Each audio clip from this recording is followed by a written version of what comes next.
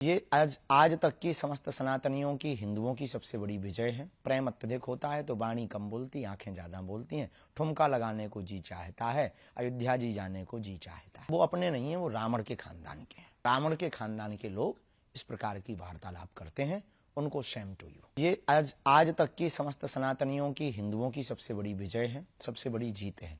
यह उत्सव दीपावली से बहुत ज्यादा खास है। निश्चित ही कोई ऐसा अभागा होगा जिसको इस दिन का इंतजार ना हो।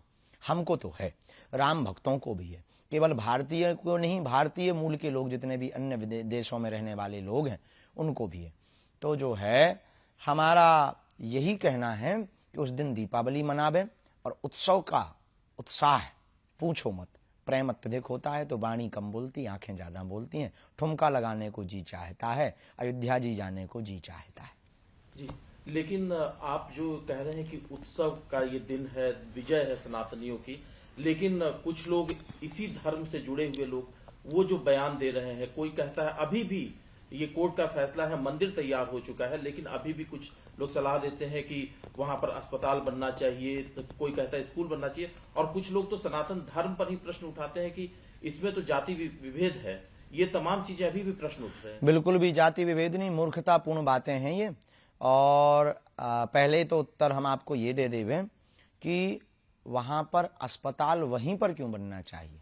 मस्जिदों पे बनवाओ, चर्चों पे बनवाओ।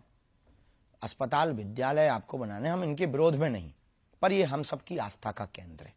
सबकी आस्था है, सबकी आस्था है तो हम राम भक्तों की भी आस्था है। हम राम भक्तों की आस्था है तो केवल यही राम भक्तों के मंदिर पर ही अस्पताल क्यों बनना चाहिए। अब रही बात कि अपने ही लोग टिप्पणी उठाते, आपने ऐसा कहा, तो वो अपने नहीं है, वो रावण के खानदान के हैं।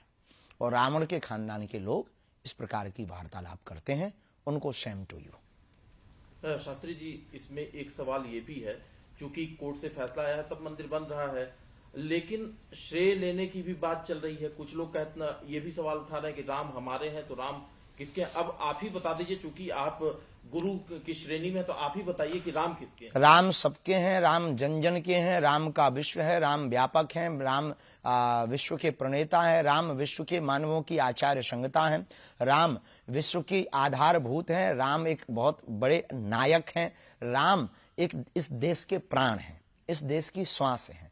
राम सबके हैं, जिनको भी श्वास और हवा की जरूरत है उनके उनके राम हैं। और रही बात जातिवाद के लिए राम मंदिर नहीं हो रहा, सबरी का मंदिर बन रहा, निषाद राज जी का भी मंदिर बन रहा, तो क्या ये जातिवाद के लिए बन रहा? जातिवाद के लिए मंदिर नहीं है, अपितु राम भक्तों की आस्था के लिए मंदिर है।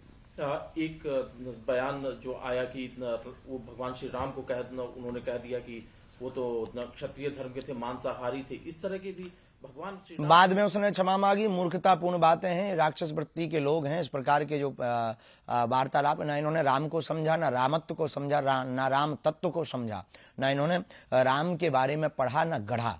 इन्होंने सिर्फ अपने बयान को कहकर न्यूज में बने रहने का उपाय सोचा है। और सबसे सस्ता उपाय प्रभु श्री राम पर और राम भक्तों पर आस्था पर उंगली उठाना है इस देश में। ऐसे ही लोगों को ठिकाने लगाने के लिए हम भारत हिंदू राष्ट्र चाहते हैं।